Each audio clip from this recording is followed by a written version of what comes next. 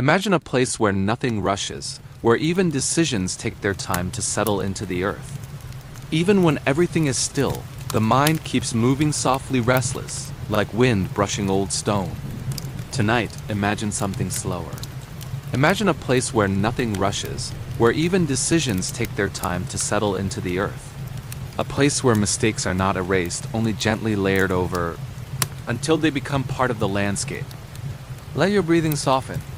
There is nothing to remember, nothing to solve, only a story that moves at the pace of candlelight. Picture a small medieval town, resting under a sky without electricity. The moon hangs low, pale, and patient, watching rooftops that have leaned into one another for centuries. Streets curve not because they were designed that way, but because feet kept choosing the same path. Night after night, year after year. Stone remembers everything, and so do laws. Not the loud kind written for glory or conquest, but the quiet ones, written quickly, nervously, in moments when someone simply wanted tomorrow to be easier than today. Before we drift deeper into tonight's gentle journey, remember to subscribe to Tedious History for Sleep. Here, you'll always find peaceful stories that soothe the heart and quiet the mind.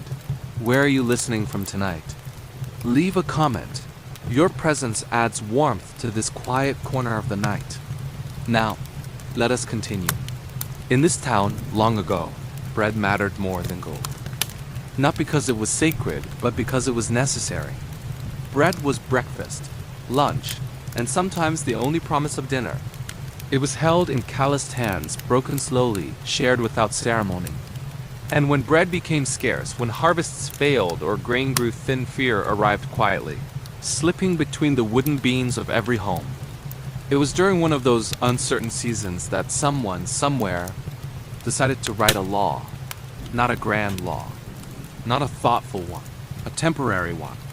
The kind of rule born from worry rather than wisdom. The law was simple. Bread must weigh a certain amount. Not more, not less. The intention was gentle, even kind. If bakers could not shrink loaves during famine, then families would suffer less. At least that was the hope.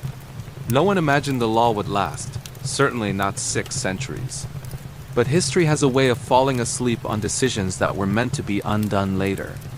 The law was written in careful ink, perhaps by a tired clerk whose fingers were stained with grain dust and candle soot. He likely thought, this will help for now. For now is a phrase history takes very seriously. Years passed, harvests returned, kings changed, languages softened, vowels shifted, prayers were rewritten. But the bread law remained. Like a stone left in a field long after the fence was gone, bakers learned to live with it. Not because it made sense, but because it was familiar. And familiar things feel safer at night. Some bakers measured carefully. Others guessed. Most simply tried their best, trusting that tomorrow would not bring trouble. But tomorrow sometimes did, because the law did not sleep even when people did. Soon, there were officials whose only task was to weigh bread. Quiet men, moving through markets at dawn, lifting loaves with practiced hands. Not angry, not cruel, just doing what the world had quietly asked them to do.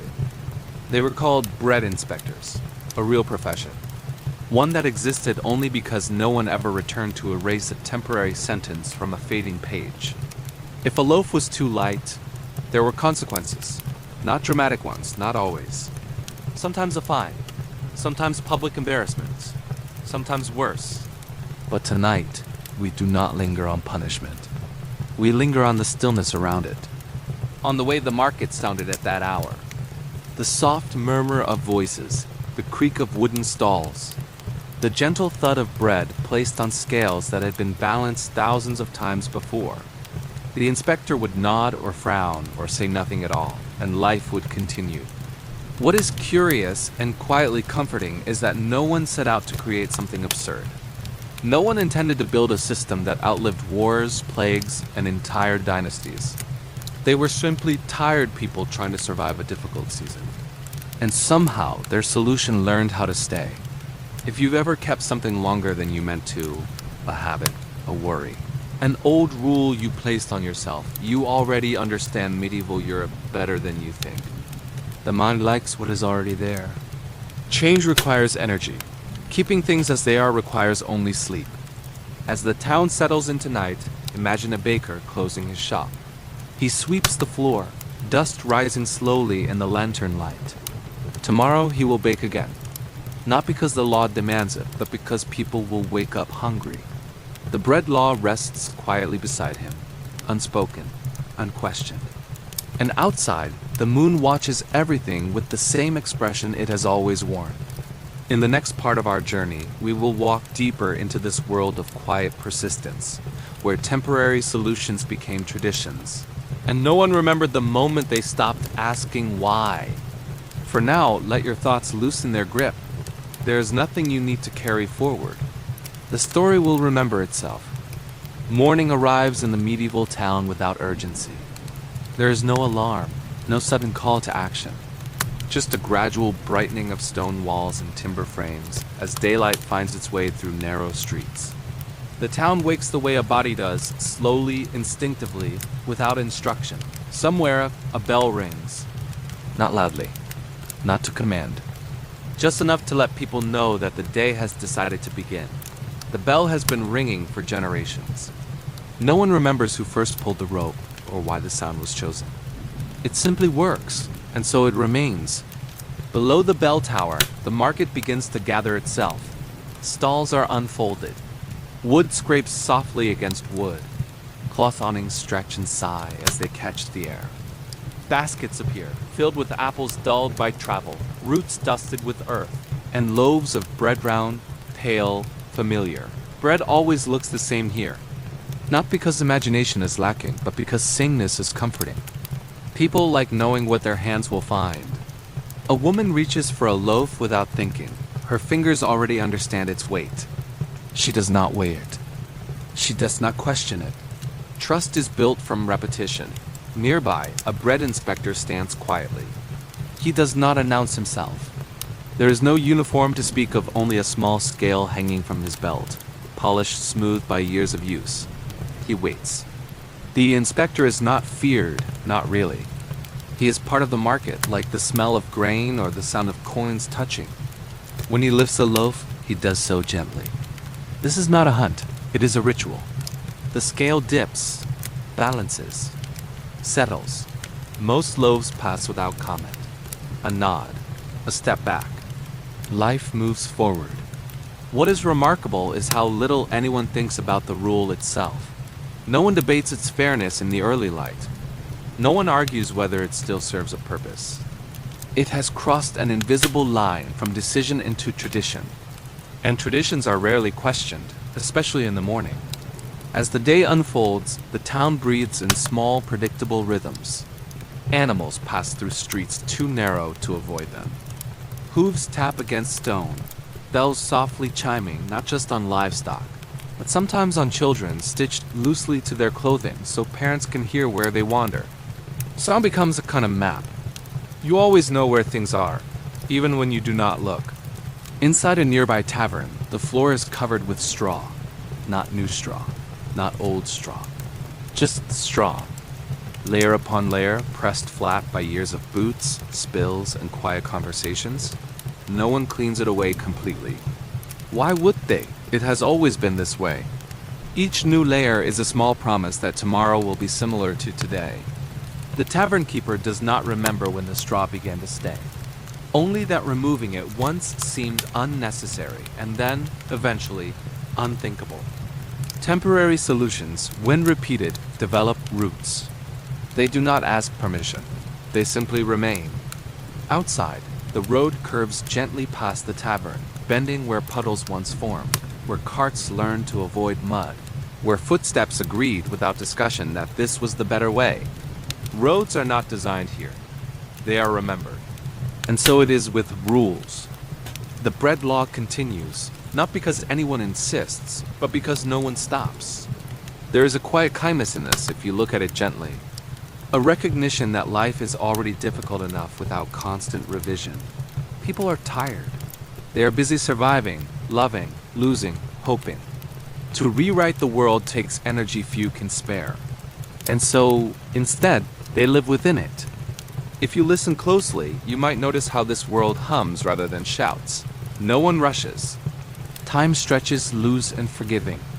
And somewhere between the ringing of bells and the weight of bread, the mind begins to soften. If you have ever found comfort in routine, making the same cup of tea, walking the same path, listening to the same voice at night, you understand why these temporary things stayed. Not because they were perfect, but because they were known. And known things feel safe when the day grows long. As the afternoon fades, shadows stretch across the market stones. Stalls are folded away. The inspector returns his scale to its place, never thinking that his role is unusual. To him, this is simply how the world works, and perhaps that is the most soothing truth of all.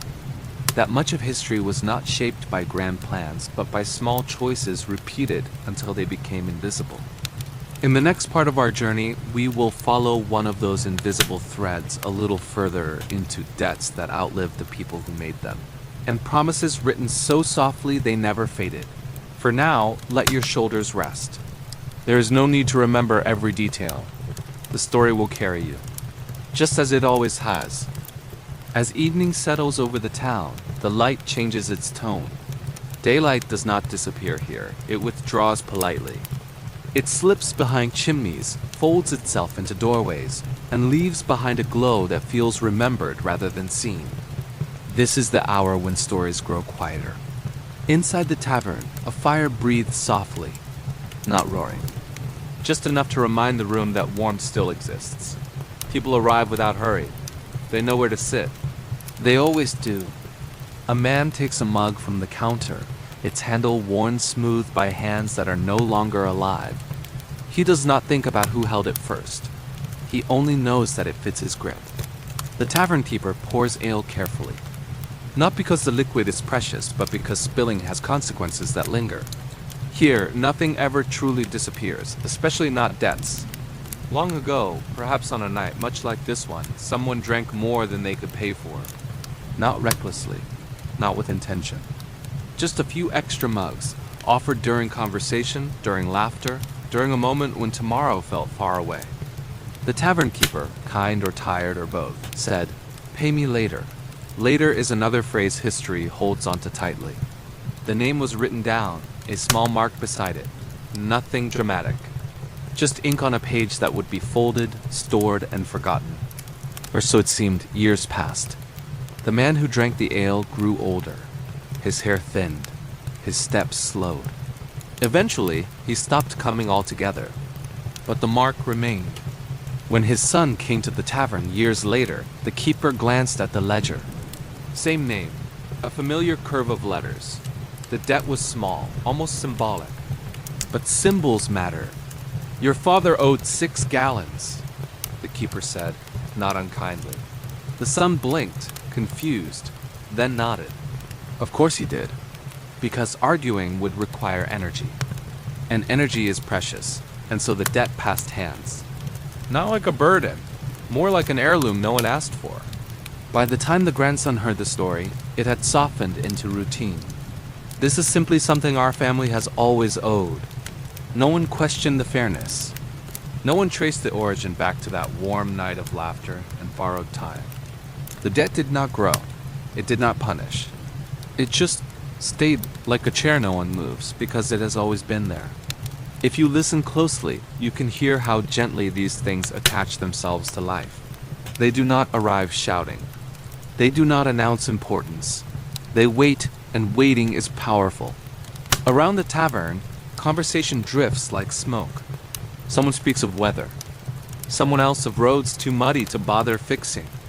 There is no urgency in their voices. People here accept the world as it presents itself, slightly inconvenient, deeply familiar. The straw beneath their feet compresses further with every step, creating layers that no one intends to study, yet one day will be read like pages of a book. Each layer tells a quiet story, of spills cleaned half-heartedly, of tears dropped unnoticed, of laughter absorbed into the floor and never returned. Above it all, the fire flickers, casting shadows that move slower than the people who create them. Time stretches, and with it, the understanding that not everything must be resolved to be lived with. If you've ever carried a thought that was never finished, a promise half made, a habit you meant to stop someday, you are not alone. The medieval world was full of these unfinished sentences. They did not see them as failures, just as facts of being human. Outside, the night deepens. A bell rings again, marking nothing more than the passage of hours. No meeting, no command, just reassurance. The road outside the tavern glistens slightly, worn smooth by generations of feet choosing the same imperfect route. No one remembers the first footprint, only that this is the way home. As the tavern begins to empty, the keeper closes the ledger. He does not review the debts. He does not count them. He trusts that tomorrow will resemble today closely enough, and that trust is what allows him to sleep. In the quiet that follows, the town rests inside its habits like a well-worn coat. Nothing presses. Nothing demands. Everything simply exists. In the next part of our journey, we will look beneath our feet into floors that became archives, and solutions that turned into landscapes without anyone noticing. For now, let the weight of the day lift slightly. You do not need to settle every account tonight. Some things are allowed to remain unfinished. The story will keep watch. There are places that remember quietly. They do not speak. They do not interrupt. They simply hold. In the medieval town, memory lives beneath the feet. Inside the tavern, the straw-covered floor has grown dense over the years. Not from carelessness, but from continuity. Each season, fresh straw is scattered across the ground. Not to replace what came before, but to soften it. To make standing easier. To make waiting more comfortable. No one sweeps the old layers away entirely. Why would they? They no longer feel old. They feel like the floor. With every footstep, the ground compresses slightly, settling itself into a shape that matches the room. Spilled ale disappears downward. Mud loosens its grip. Time folds itself into something firm enough to trust. The people here do not think of it as unhygienic.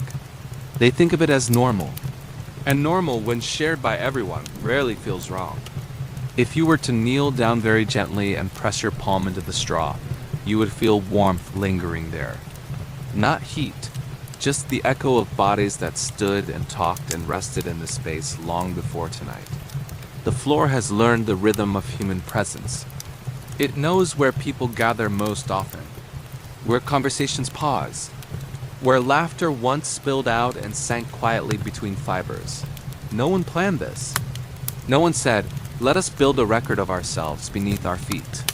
It happened because cleaning was postponed and then postponed again, until postponement became policy. Temporary solutions do not announce their permanence. They settle in while no one is watching. Centuries later, scholars would call these floors archaeological layers. They would read them like books, each stratum a chapter, each stain a sentence. But the people who walked across them never imagined such scrutiny. They only knew that the floor was softer than stone, kinder to tired legs, forgiving to cold nights. And forgiveness is something people instinctively keep. Outside the tavern, the street curves in its familiar way. It does not follow a ruler. It follows agreement. Long ago, someone avoided a puddle. Someone else followed the same dry patch. Soon enough, the ground learned the preference. No council meeting was held. No map was redrawn. The road shaped itself around human hesitation. And once shaped, it resisted change. Mud dries. Ruts deepen. Memory hardens. You can see this everywhere in the town. Doors placed oddly because the original wall collapsed once. Windows misaligned because rebuilding was easier than redesigning. Chimneys leaning just enough to remind you that perfection was never the goal. Only survival. Only continuity. Inside homes, families move carefully through spaces that no longer match their original purpose. A corner once meant for storage becomes a sleeping place. A hallway built for convenience becomes tradition. Children grow up learning these spaces as truths, not accidents. They do not ask why. They simply adapt. And adaptation, when repeated, becomes identity. In the evening, parents fasten small bells to their children's clothing, not out of fear, but practicality. The sound lets them know where wandering feet have gone. Soon, the children learn to run simply to hear the ringing follow them. A solution becomes a game. A precaution becomes delight. No one stops to ask if the bells are still needed. They are already part of childhood. And so the town continues to layer itself habit upon habit, solution upon solution. Not because it is blind, but because it is tired, and there is a quiet mercy in that. If you have ever left something unfinished, not because you forgot, but because finishing it felt unnecessary, you are touching the same impulse. Not everything unfinished is broken. Some things are simply resting. As night grows deeper, the tavern empties again. Footsteps compress the straw one last time. The fire settles into embers. The floor holds everything without comment. Above it all, the building stands not straight, not symmetrical, but familiar enough to trust. This is how places learn to last. Not through design, but through acceptance. In the next part of our journey, we will follow that acceptance upward into grand buildings that were never quite finished properly, and royal decisions made just for now that stayed far longer than intended. For now, let your thoughts drift downward, like straw settling, like memory folding into earth. Nothing is required of you in this moment. The story knows where it is going. There are moments when practicality quietly rearranges the world, not with intention, not with elegance, just with necessity. In the medieval town, as the streets fall silent and homes retreat into candlelit stillness, certain structures reveal their secrets not loudly, but patiently. Castles, for instance. From the outside, they appear deliberate, strong, thoughtful, stone stacked with purpose. Towers rising as if they always knew where to stand. But inside, the truth is softer, less planned, more human. In one such castle, deep within its walls, the kitchen sits beside a place no one speaks of comfortably, a latrine. Not because anyone thought it ideal, but because, once long ago, there was an emergency. Perhaps the original kitchen collapsed. Perhaps a fire forced relocation. Perhaps winter demanded speed over sense. The details are unimportant now. What matters is that someone said, just for now. And just for now, stayed. The kitchen was built close to the latrine for convenience. Water access, waste removal, temporary logic. No one imagined it would remain that way for centuries. But stone is patient. Once built, it resists revision. Cooks adapted. Servants learned the paths. Meals were prepared with care, despite the awkward arrangement. Life did not pause to complain. It adjusted. Over time, the smell faded into expectation. The proximity became invisible. Children born into the castle knew no other layout. To them, this was simply how kitchens were placed. History often works like this, quietly overriding intention with familiarity. Outside the castle walls, moats tell a similar story. They look strategic now, symbolic, but their beginnings were humbler. At first, a moat was nothing more than a hurried ditch, dug in fear, meant to slow feet, not armies. Earth piled quickly. Water collected accidentally. It was never meant to define power. Yet once the ditch existed, it stayed. Water deepened, stone followed. Soon, what began as panic hardened into prestige.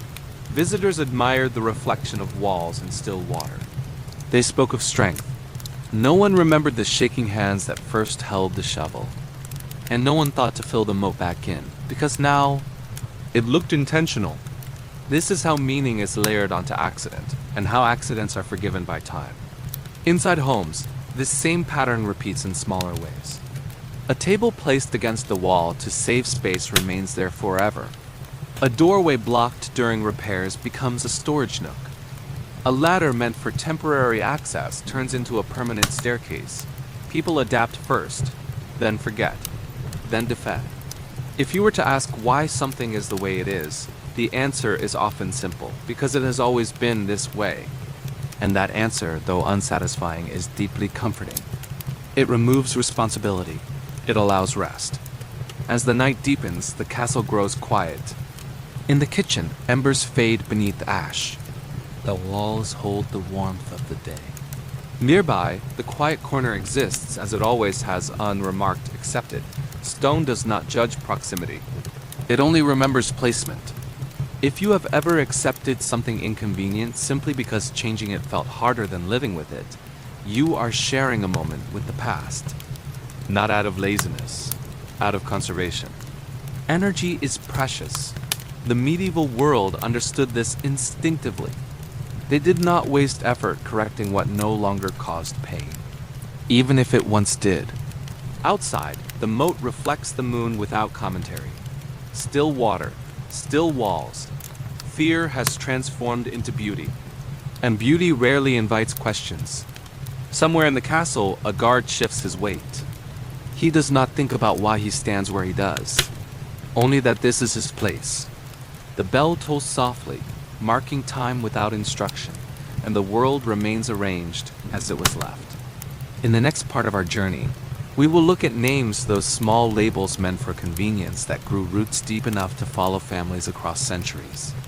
For now, allow your thoughts to drift like reflections in water. Nothing needs to be fixed tonight.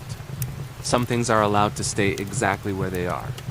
The story will wait. Names at first were not meant to last, they were tools. Small verbal shortcuts passed between neighbors who already knew one another well enough. In the medieval town, a name was rarely enough on its own.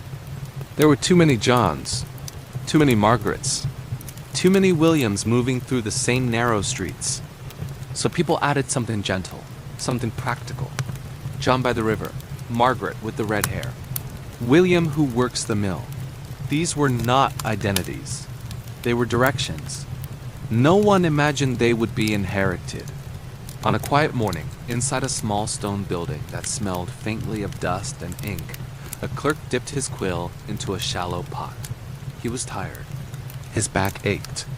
The light was poor. He was recording taxes or births or land details meant to organize life, not define it. A man stood before him. "John," the man said. The clerk looked up, then down again. "Which John?" There was no impatience in the question, only habit.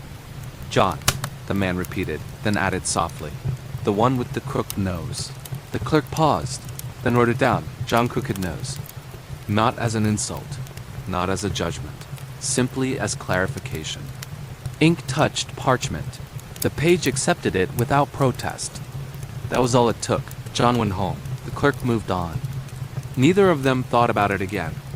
Years later, John's son stood in the same place. The clerk, older now, or perhaps replaced by another, opened the same ledger. He traced the name with a finger. "Ah," he said.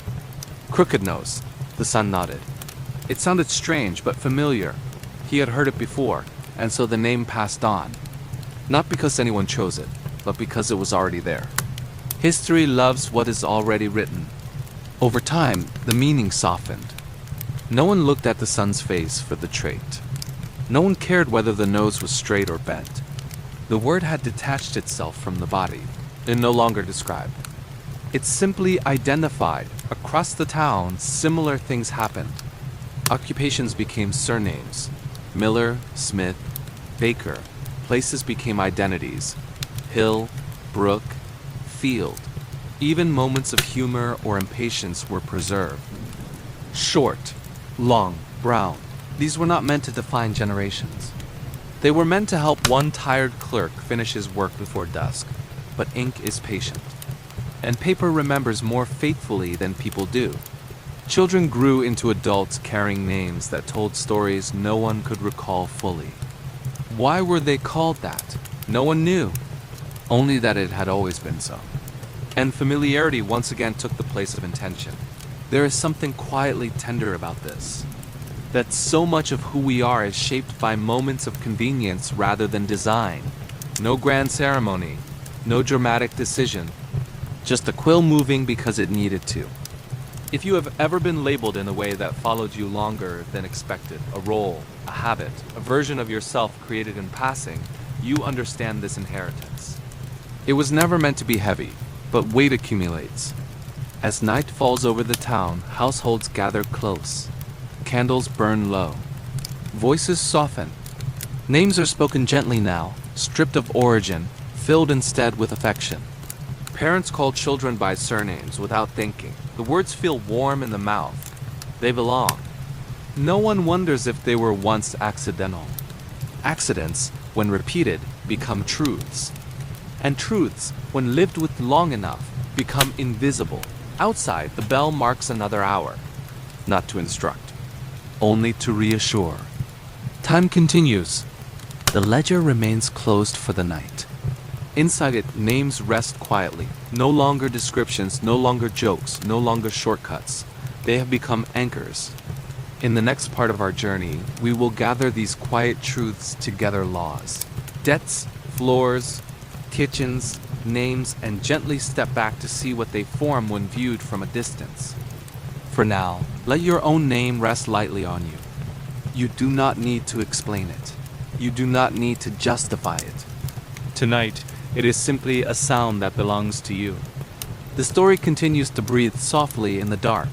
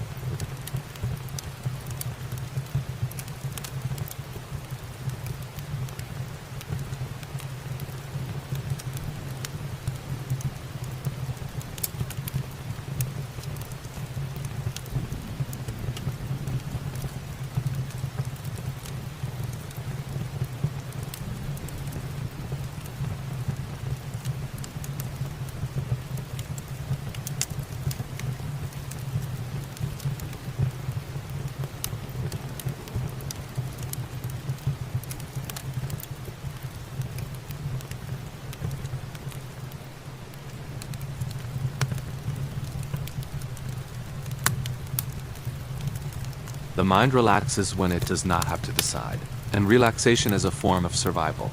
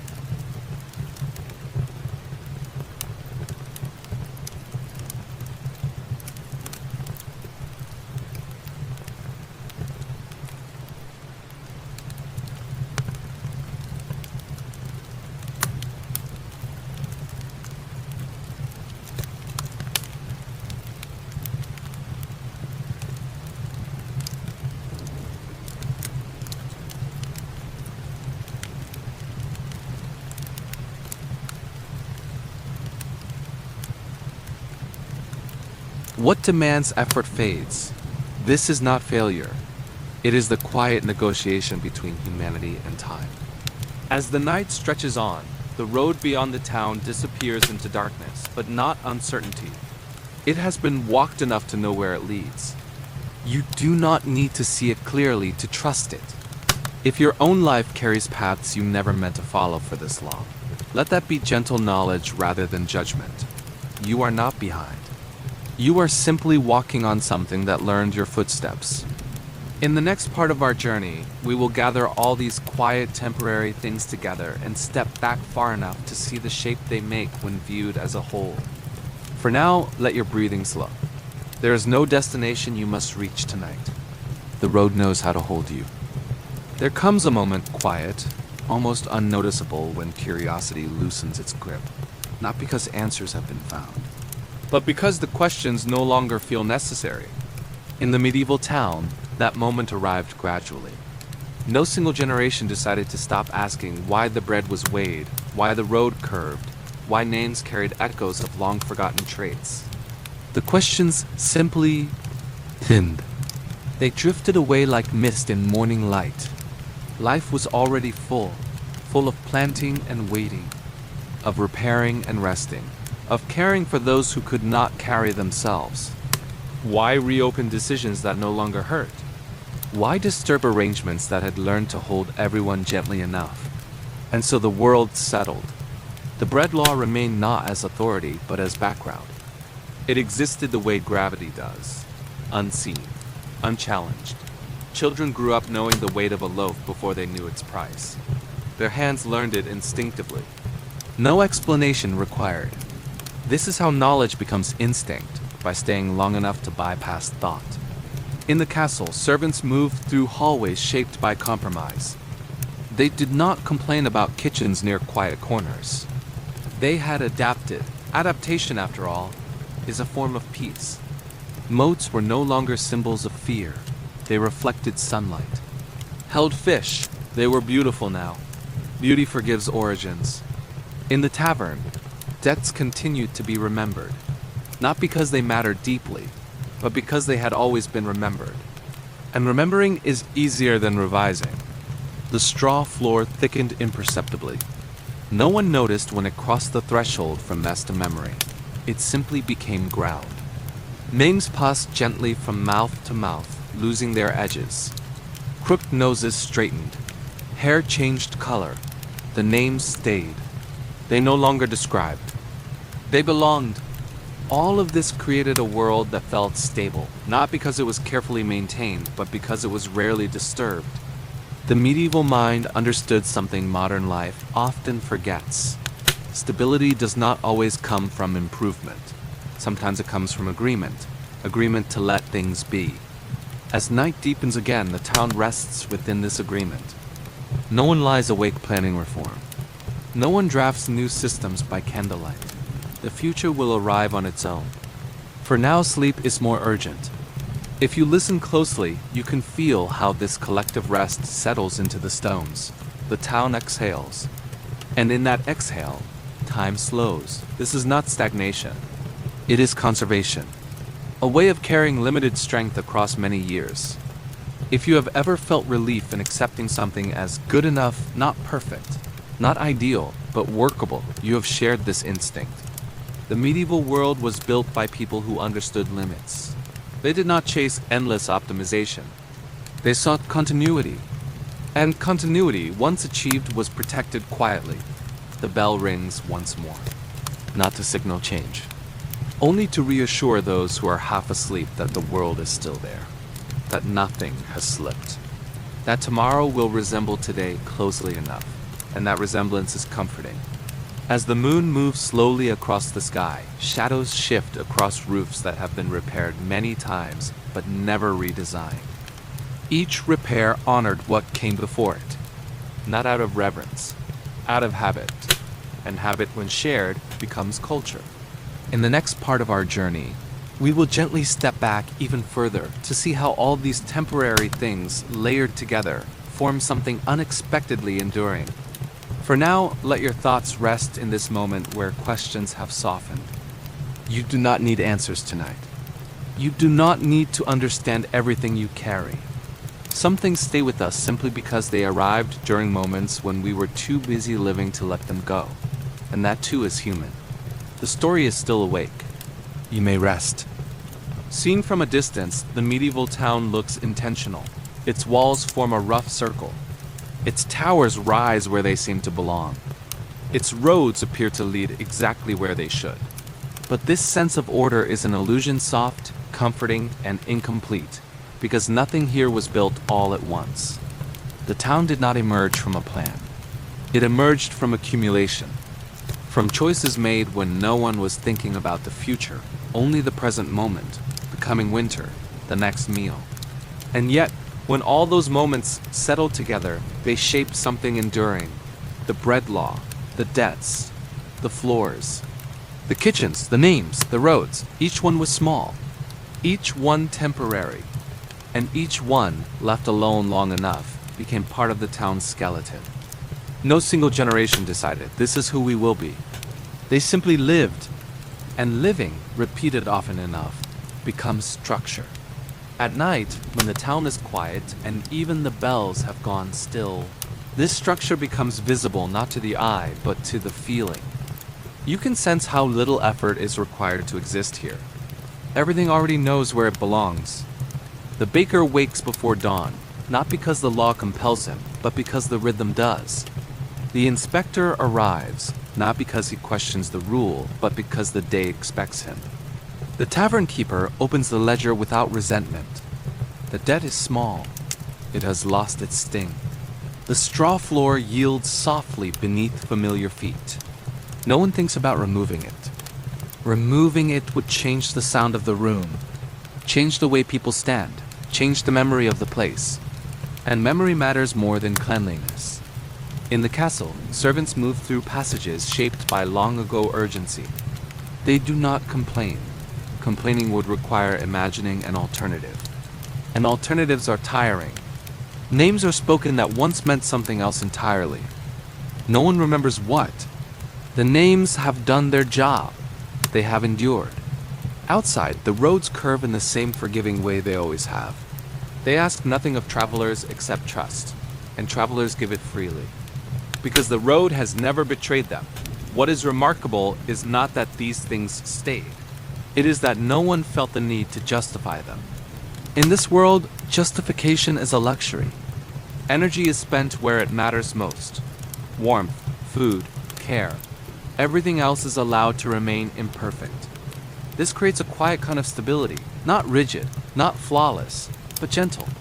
If a rule no longer hurts, it is allowed to sleep. If a habit still works, it is allowed to stay. If a solution solved yesterday's problem well enough, no one rushes to undo it today. This is not a lack of intelligence. It is a deep understanding of limits. The medieval mind did not seek constant improvement. It sought continuity, a way to carry fragile human lives across uncertain time. As the night deepens, the town becomes almost indistinguishable from the darkness around it. Lights dim, windows go black. Only the outline remains.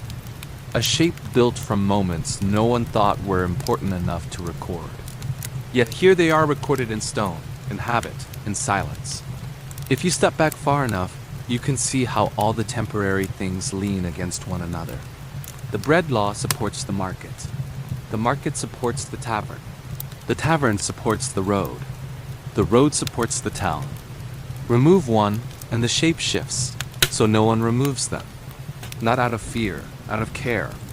If you have ever kept something in your life, not because it was perfect, but because it helped you get through a difficult season, you already understand this town. Maybe it was a routine, a belief, a way of seeing yourself. Maybe it started as a temporary measure, just for now.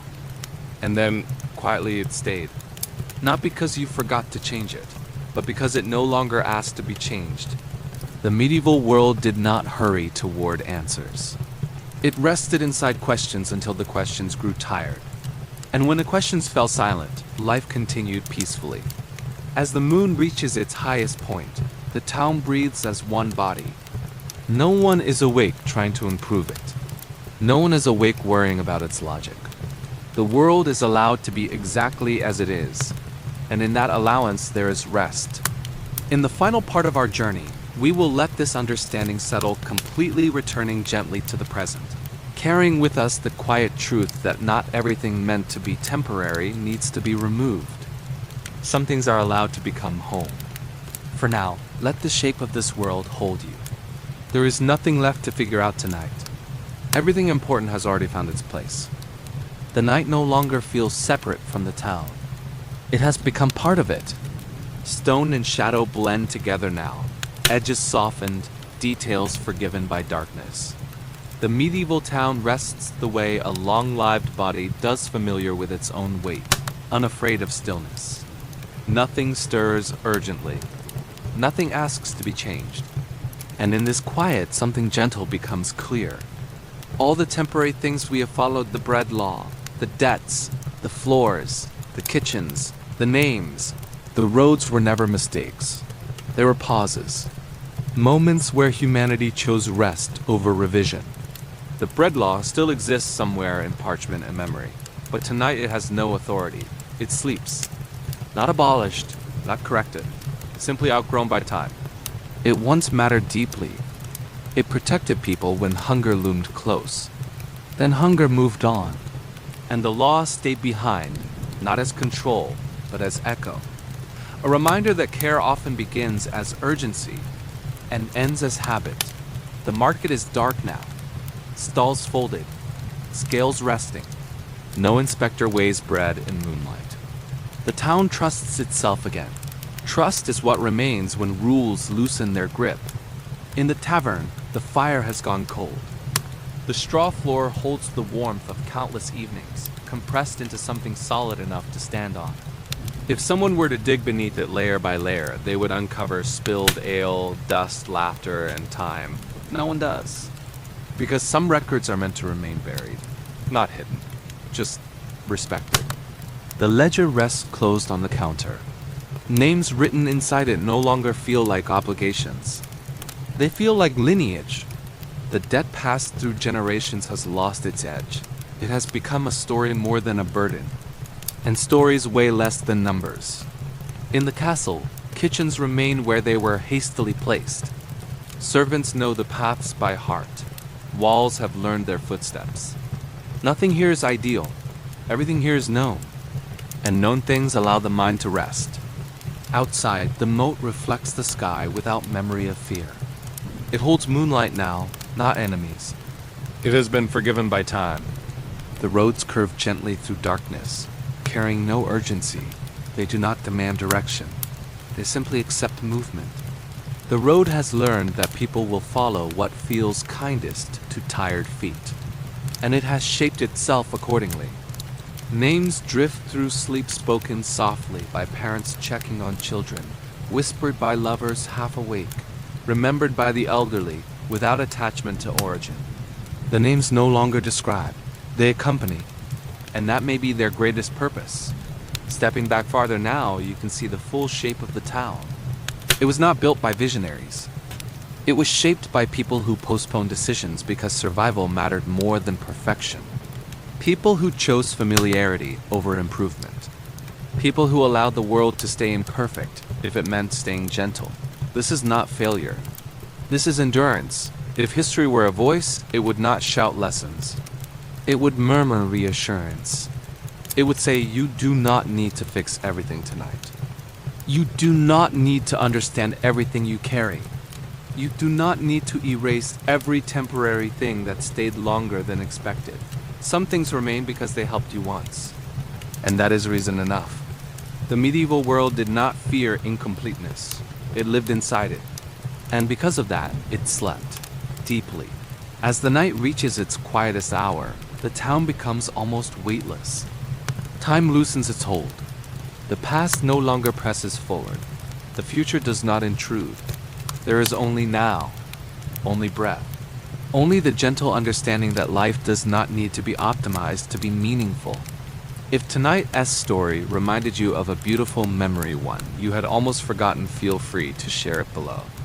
When was the last time you looked up at the night sky and felt at peace? Here, no one rests alone. Every story is a soft lantern in the dark.